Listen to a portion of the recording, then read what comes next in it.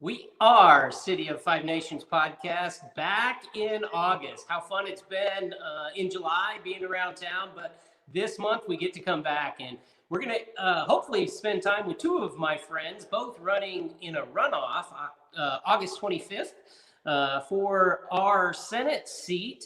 I have Shane Jett with me tonight, and his opponent was unable to be with us tonight, but hopefully we'll be able to catch up with him next week. And if we do, in all fairness to Shane, we'll give him another shot to come back on and discuss any of the answers, because tonight all the questions are unrehearsed. And Shane's game for that. He always is easy to talk to. And I want to bring in my friend and the one who is running for our state Senate seat, Shane Jett. Shane, how are you tonight? Good, Daniel. Appreciate you having the forum and allowing us to visit with your audience. Well, we always enjoy talking with you, Shane. There's always good stories and insights. I remember our days. What has it been? It's been 8 years ago now, perhaps, up at the Capitol. We used to run around together. It was between 10 and 16 years ago. That is crazy. We both looked a lot younger back then.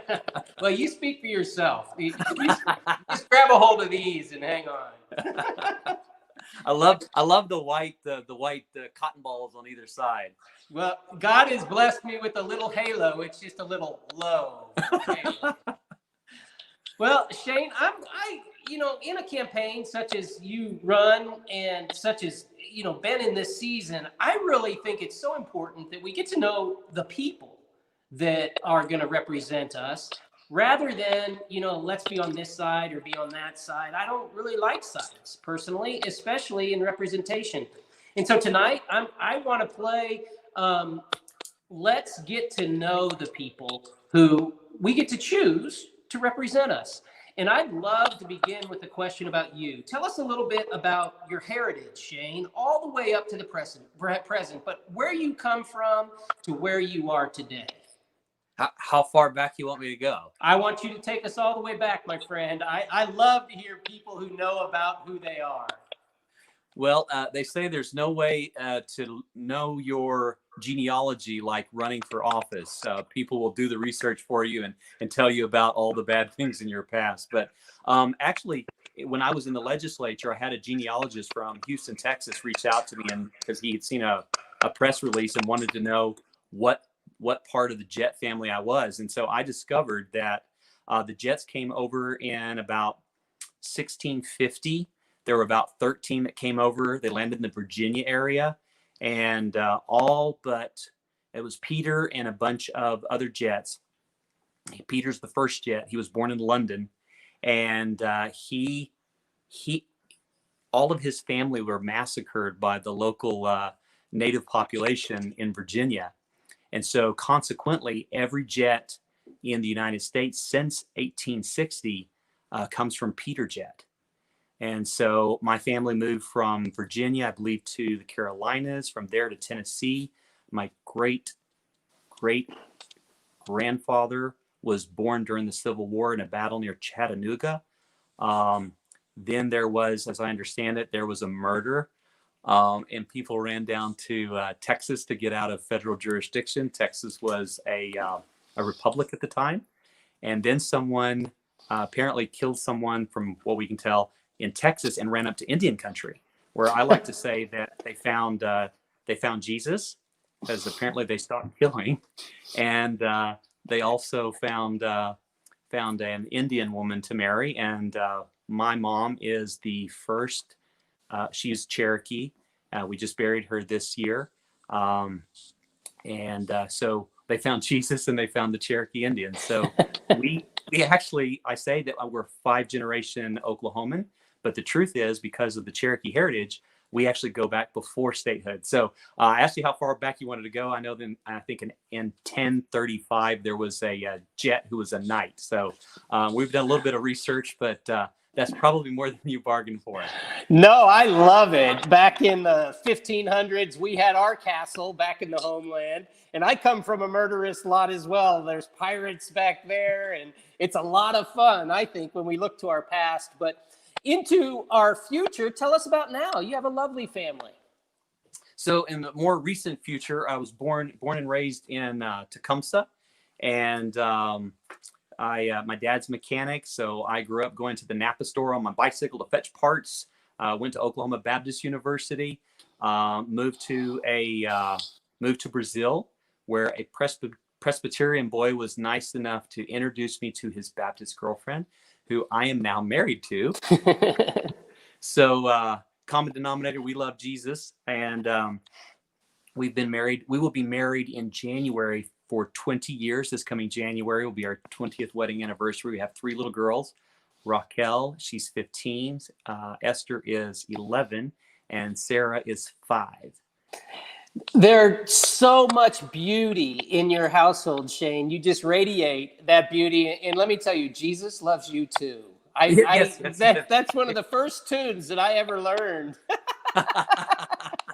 Well, when I first ran for office, I had my ugly mug on the brochure, and I lost. And the second time it was me and my wife, and I won. And the third time, Raquel was on there. So I learned very quickly, the more they see my wife and kids, the more they like me, I think. They see your potential. That's Right, a good right. thing. Well, tell us, there's got to be certain life experiences, Shane, certain things that stand out for you that shape who you are today.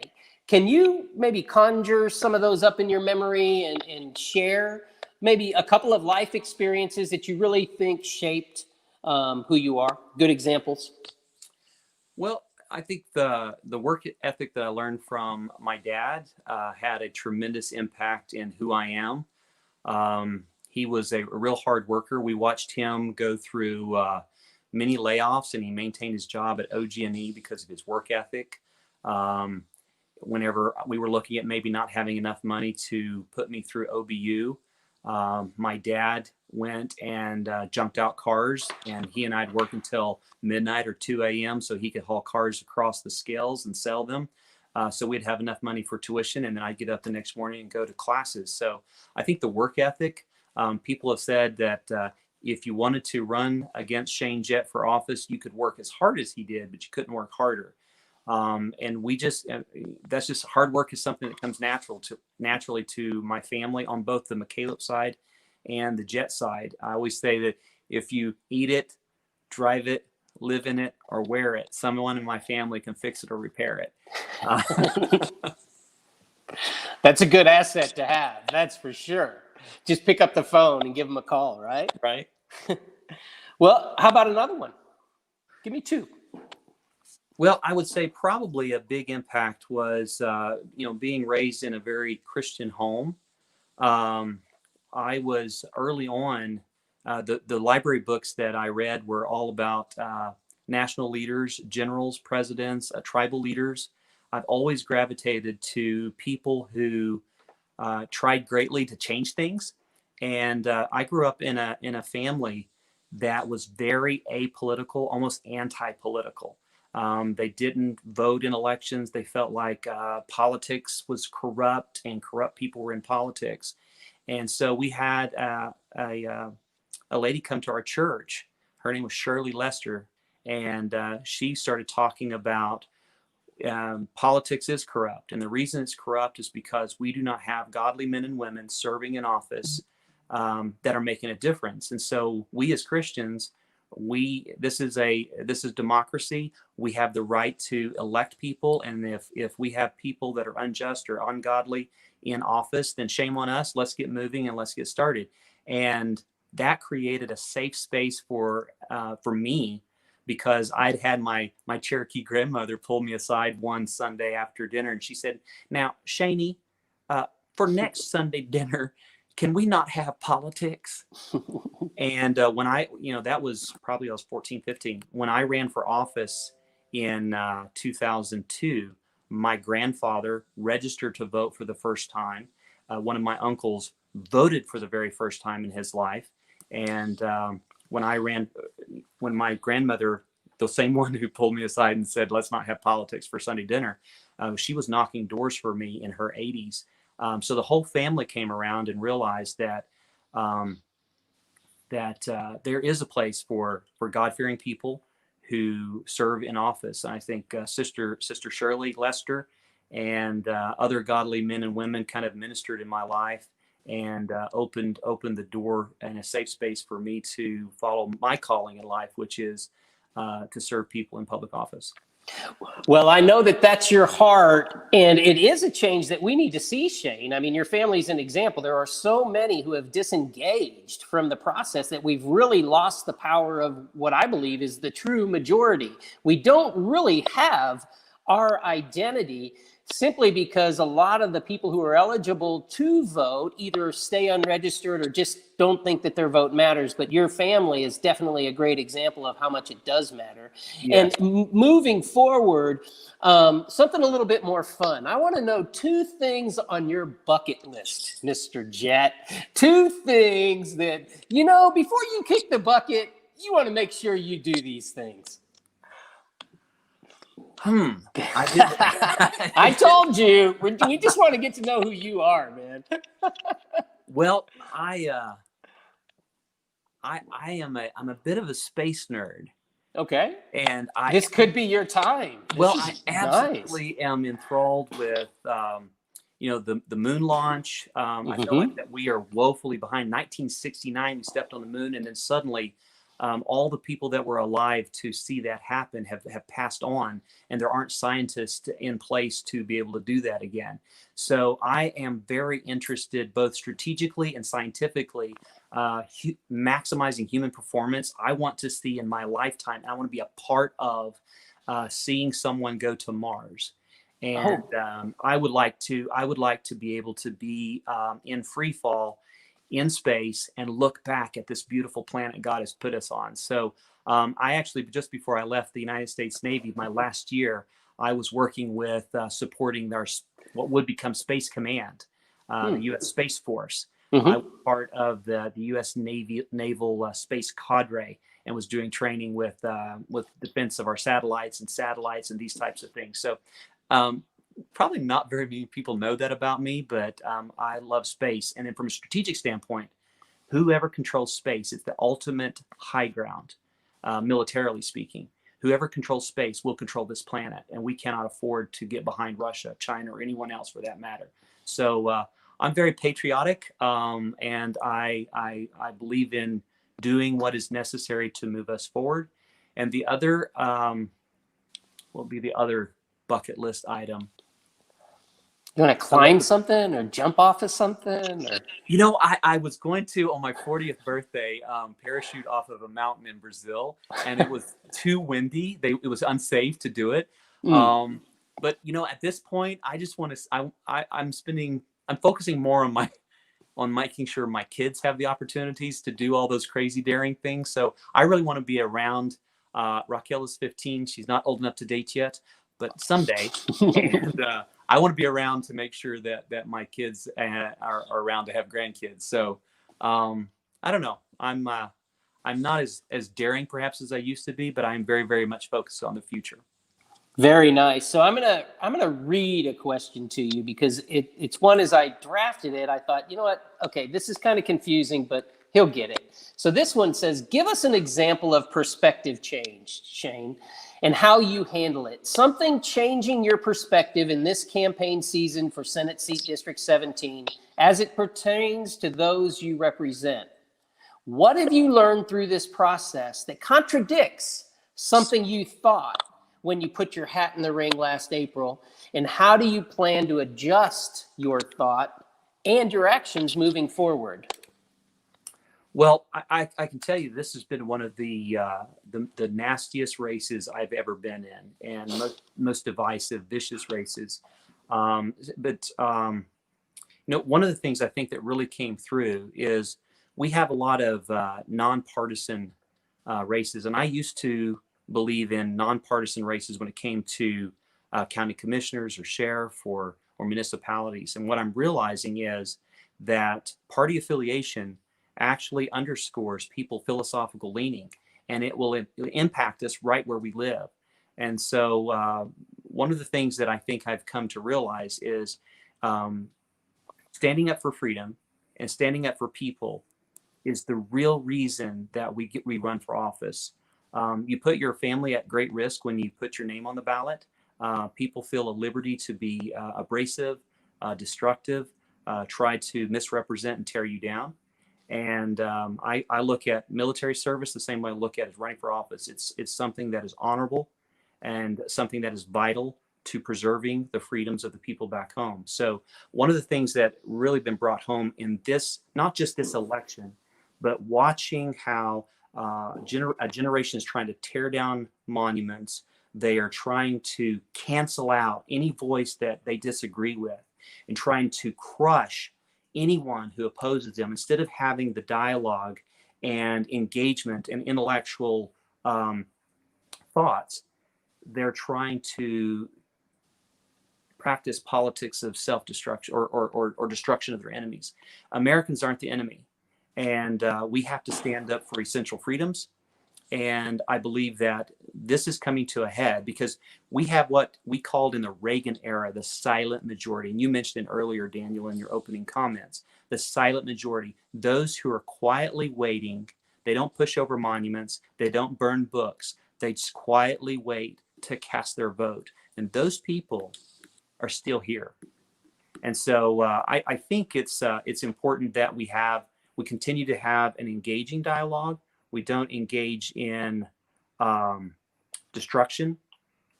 And we also have to remind ourselves that we're Oklahomans and we are in this together.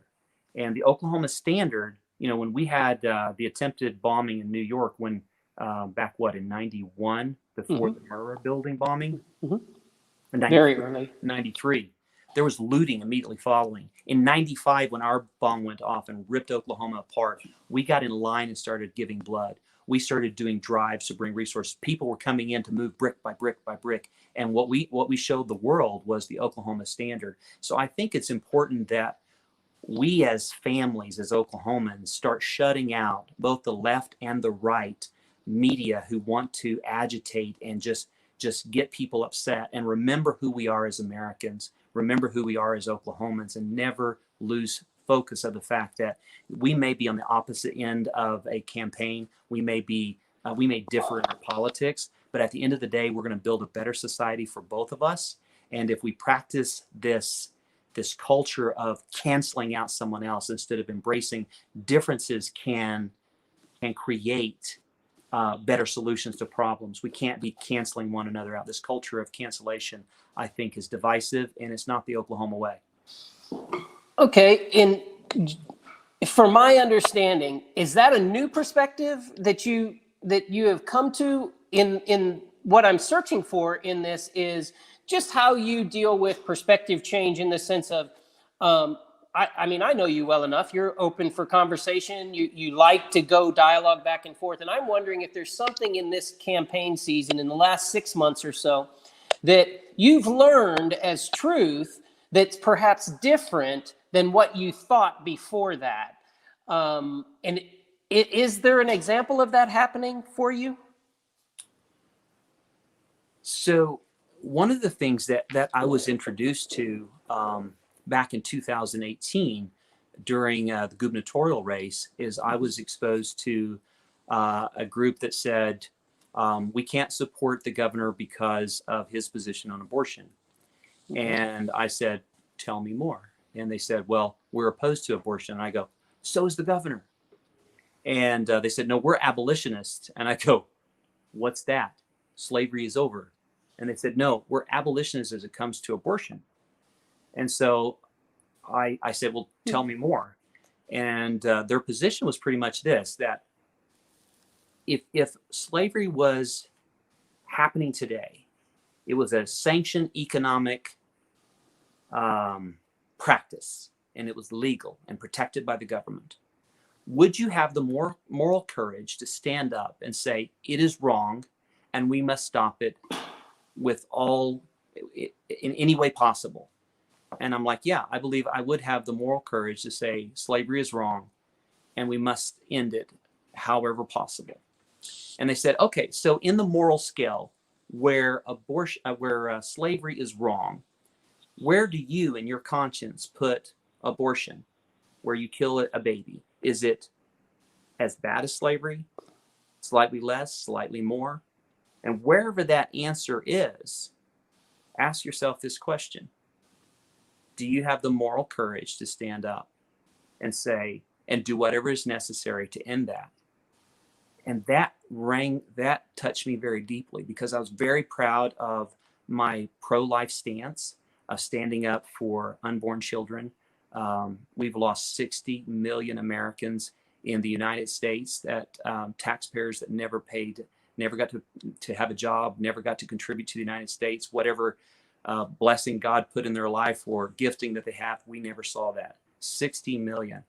And so I do believe that abortion is on a moral scale, is reprehensible. And so I began searching myself. Did I do everything in my power as a House member to end abortion? Am I turning over every rock? Am I looking in every possible way to end the killing of innocent children who are unborn? And so I would say that paradigm shift was a transformational mindset for me, that I need to do more. And abortion is a horrible thing, and it kills a baby. And but putting it in the context of abolition and the courage with regard to slavery, and asking the question, have we done enough? And the answer is no, we haven't. So that was transformative to me, Daniel, is going through that thought process and realizing there's more to be done. There's more work to be done. I really liked your approach in that of saying, tell me more. Tell me more. And that takes us right into the next question, really. Talk to us about negotiations at the Capitol. You're familiar with that, and how you will navigate negotiations at the Capitol. If elected, the process you plan to implement to be sure you're making correct decisions for the benefit of the most people that you represent, not giving priority to outside or personal interests. Do you have a plan in place for your negotiations, and how you can be sure, Shane, that you are being a voice for the majority of who you represent? So that's always the conundrum, because when you're representing people, you have to be in touch with them. You have to know what they're going through. You have to know what their priorities are. And so for me, when I was in the House, I was always trying to find who are the experts in my district that can speak to certain issues, finding the veterinarians, finding the teachers, finding the small business owner, finding the farmer, and having someone quickly on your Rolodex, that dates me, in your iPhone, that you can pick up the phone and say, hey, I'm looking at this legislation. How will it affect you in real terms? And getting that expertise, having it like a kitchen cabinet. The other thing that you do when you're in the legislature is you find people that you trust who have expertise that maybe you don't have. So we were fortunate; we had 2 medical doctors on the House floor. So if we had medical issues, we could go and talk to them. We had way too many attorneys, but if we had legal questions, we could go talk to them. We had 2 veterinarians. And so finding out who has expertise, and regardless of their party affiliation, is be able to cultivate a relationship where you could have an honest dialogue about the application of that particular policy. So that's something that I did then, and I'd like to continue doing that. It was very effective. The other thing that I think is very important is a message to take to Republicans that I did on the House floor, but I'd like to do it even more thoroughly, and that is this. We are pro-business party. We are pro-freedom, which really lends to economic growth and progress. But sometimes Republicans forget that we're not at the state capitol to represent businesses. We are at the state capitol to represent families, because families are sustained by the jobs that they have for the businesses that are run. So we want a competitive environment that maximizes competition, that increases quality of service to people, that reduces the cost of products to people, and create the jobs that those people have. And so it's very important that we not lose sight of being pro-business means you're being pro-business environment, so that Oklahoma is not in the way of creating jobs or innovation. But we're not there to create winners and losers, to represent a business in my district against the interest of a business in another district. Because if we're doing that, if we're representing businesses, then all we're really doing is being a lobbyist while being paid by people back home to look out for their interests. And so I think it's important to share that knowledge. I have a degree international business from Oklahoma Baptist University. And that, I think, helps me very well. But when I was a page in high school, I went and talked to a handful of Republican senators, because there weren't very many, and asked them, I want to be a senator someday. What advice would you give me before I go to Oklahoma Baptist University? Should I have a pre-law degree, or should I have a politics degree? All of them said, get a business degree, because businesses create jobs, jobs sustain families, and families are the reason we're here. So people over politics, I have always liked that. It is a fact that that's why we're sent to the Capitol. It's because of the people that can't make it up there. There's only a few in the glass tower. And so being able to be there with the cognition that, number one, I heard you say, you don't know everything, so you search out people who know things you don't know. And number two, have the priority of people. That is, that's what it sounded like to me. Indeed. Whether it's a state institution, whether it's public schools, whether it is any entity, whether it's unions, at the end of the day, everyone who is in those organizations are moms and dads, grandmothers, sisters, their family. And so I'm very clear. I'm a Republican. I have conservative values. But beyond that, I'm an Oklahoman. I'm an American, and I'm a dad. I have a wife. I have kids. We want better everything for our kids. That's just what good parents want. And so at the end of the day, I am conservative. I'm very honest in my politics. I'm very straightforward. But people are valuable. And people don't always understand how government works. And sometimes when they're wrestling with DHS, or they need access to their unemployment, they need to be able to pick up the phone and call someone who will go to bat for them, stick up for them if they're being bullied by a state agency or someone that has power. I've seen that in my personal life, of people that have power and take advantage of people that have no voice. And so being able to see through that and making sure that the widow down in Asher getting access to her check is vital to her, or a family that's getting their kids taken out of their home through DHS because a DHS worker was being too aggressive. Going to bat for families is what it's all about, and what is why I do what I do. I love people. Well, for the people of District 17 to consider the next 4 years a success, Shane, if elected, what 2 obstacles must you overcome as our elected official, and what 2 opportunities must you bring to fruition for us all to be successful in the next 4 years? Well, I think the thing that's first and foremost on everyone's mind is, how are we going to recover from the COVID virus, the divisiveness and the politicization of the mask versus no mask, of the vaccination versus treatment, all of that, and then the economic fallout. So let's talk first about the economic fallout. The first thing that we're going to have to struggle with is, we passed State Question 802.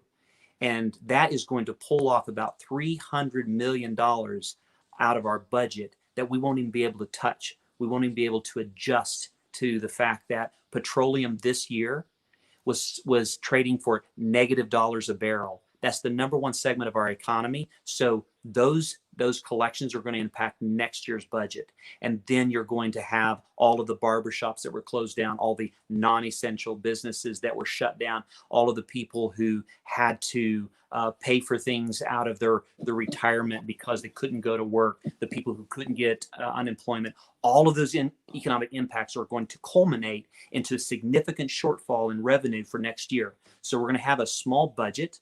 And then on top of that, you're going to pull out $300 million from State Question 802 for healthcare, which is a wasteful system. And then they're going to try, how are you going to pay for essential services? Now, one of the things that I have often underscored is that I was in the House of Representatives during the financial crisis of 2008. And I was there during the resulting 2009 budget cuts. And one of the things that we struggled with is the Democrats, I believe, were in control of the Senate.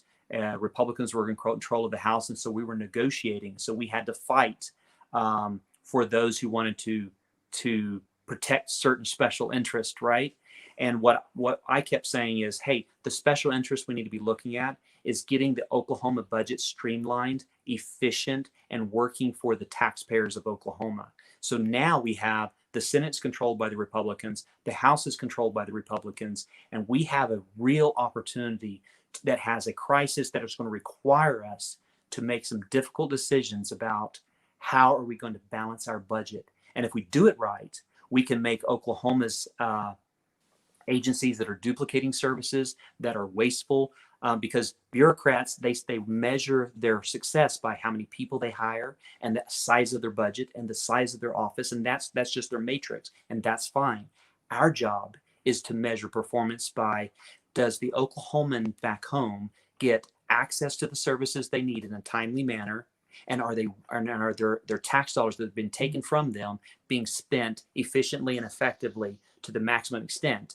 And are they making Oklahomans wait? Are they making businesses wait for services? So streamlining services, reducing Oklahoma to a size that actually reflects an efficient use of government, an efficient and effective use of taxpayers' dollars, and also providing those services. So this is a great opportunity for us to get a redo from 2008 and 2009 economic crisis and budget cuts. I think that's going to be one.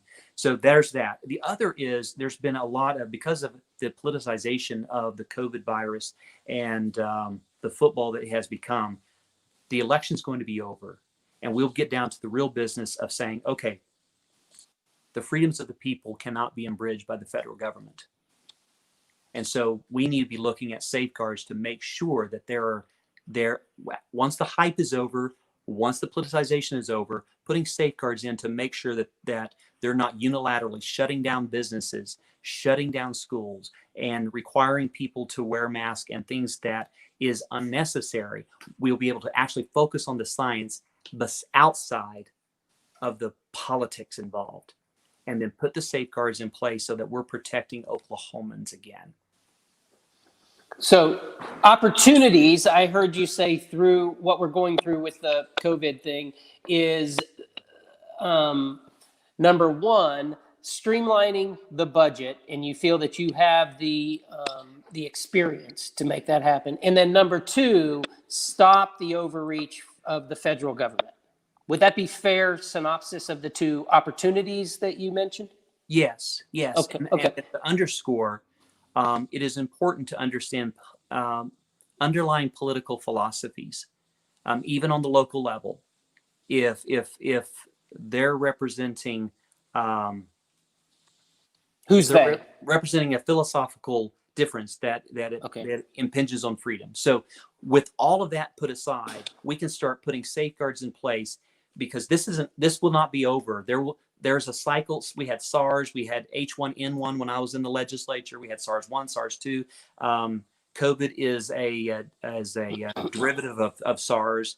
So these cycles come through, and we need to put into place protections outside the politicization. I know people are afraid, genuinely afraid. And part of it is manipulative hype from both sides of the aisles who are trying to take advantage of the uncertainty to get people out to vote. We need to get past that and say, okay, what was the real impact? What was the real crisis? And we need to make sure that if it's a genuine crisis and the numbers reflect that without the hype, then let's put in triggers that you can't trigger a shutdown of essential businesses, and the government can't determine what's essential and isn't without some serious safeguards to protect businesses, so this economic fallout and this mass panic and hysteria doesn't cripple our country again. So actually, then that's an obstacle to overcome. We've got one opportunity with streamlining the budget. An obstacle that needs to be overcome really is putting safeguards into place to protect us from our own government actions sometimes. Can you give us one more of each? What's another opportunity that you feel we have, and what's another obstacle you feel we must? And let's try to bring it home in the sense of, let's try to bring it into our area of Senate Area 17. Certainly. So one of the things that, and you know this, Daniel, I founded the Native American Caucus with Representative Lisa Billy, Paul Wesselhoff. There were 17 of us who were Native Americans. And guess what? We were also proud Oklahomans. And so what I believe I bring to the table is a good almost 20 years of being an honest broker as a Republican, talking to both sides of the aisles and cultivating relationships with tribes. I understand tribal sovereignty. I also understand that there needs to be a balance of power. There needs to be a sharing of power. And guess what? Every single tribe wants better schools. Yeah. Every single tribe wants more jobs. Every single tribe wants to see Tesla move into Oklahoma. Every single tribe wants the Thunder to win. We're Oklahomans, and I love that what you your theme that you put, a city of 5 tribes. I thought was just Nations, my friend. Say again. Nations, my friend. Unless you and I are a tribe, because the fifth one is us, the U.S. Right. That's right. So we're all equal. One of the things that I bring to the table is being an honest broker, having credibility. I have a relationship with Governor Stitt. I have provided insight to tribal leaders, and I believe that collective experience and reputation of someone who has worked within the tribes in economic development as well as policy setting, that I might be able to be an honest broker between the various tribal interests. And focusing on what we all care about. We want better schools, we want better bridges, better infrastructure, and how we can come together with a respectful dialogue and work to make sure that all of Oklahoma has a better life. That sounds good, man. That sounds like a platform right there. Well, I'm running, man. Well, Shane, is there anything else you'd like to share before we have to part? I want to thank you for taking your time out. I know it's valuable, the moments that you get to spend during this busy season with your lovely family. And really, from my heart, thank you for taking time to talk with me and with our audience. But is there anything you'd like to leave us with? Well, I would just like to say, Daniel, it's so good to be back on camera with you. And I've always appreciated the work you've done of trying to bring positive message into our community and make it part of the dialogue. There's so much divisiveness on the national level as well as the local level. And in this campaign, I on the front end, I told you it was incredibly negative. It's been a very negative campaign. We're going to continue to focus on positive, like you're doing, focusing on what we bring to the table, what we have to offer. We understand that people are afraid. We understand that people feel bullied. And we are willing to stand up for families in Shawnee, in Choctaw, and Hara, and Newalla, and Luther, and making sure that their voice and their concerns are represented at the state capitol. We're not going to run a negative campaign. We're not going to make your mailboxes a garbage can. We will respond to what's coming out. We understand there's another negative attack coming in to attack us, all based on lies and deception. We're going to continue to run a very positive campaign. And 66% of the people on June 30th, or July 30th, 66% of the people said they wanted change. And I believe we represent the change that they're looking for. Well, I appreciate that. And something in Senate District 17 that I didn't know existed, it's funny, talking about change, was you were at a donkey leche farm or something, right? Did I see that? I mean, donkey milk, man. Who would have thunk it? It was amazing. Dulce de Donkey. There's a donkey dairy in Luther, Oklahoma. One of the things I love about campaigning is we love people. Anna and the girls and I went up. We spent about 5 hours with some wonderful people that were coming out. There was a big bonfire. There was a ring of boulders. There was swing sets for the kids to play in, playhouses. They had booths to set up for organic materials, medicinal materials. It was a wonderful home environment, wholesome for the whole family. Sandra Trewick was the host. And actually, they're getting ready to have a church without border. Churches Without Walls. And so all those people that we met, they're coming out just to have a worship service out in the middle of a bunch of oaks with donkeys. There was one donkey that was about to give birth. So that was all excited. We were wondering if it was going to actually pop out a baby donkey while we were there. So we love, I mean, and there's so many neat things that are going on that we can highlight that's really wholesome, and just reminding people that people are people, and we just want to be able to live our lives with the minimum meddling from the government, whether it's municipal, tribal, federal, state. We want to have freedom to live our lives and just get on with our lives. And so I think that just kind of underscores what this whole campaign's all about. And so Luther, Oklahoma, Dulce de Donkey, we'll actually put a reminder of the Churches Without Walls if anybody would like to join us. It was a really wholesome event. That is great. Shane Jett, candidate for Senate Seat 17 to represent us. Thank you, Shane, very much for being with us. Thank you, Daniel. It's an honor to be able to speak to your audience, and it's always great to see you, my friend. We are City of Five Nations podcast. Again, it's wonderful to be back. We look forward to new shows.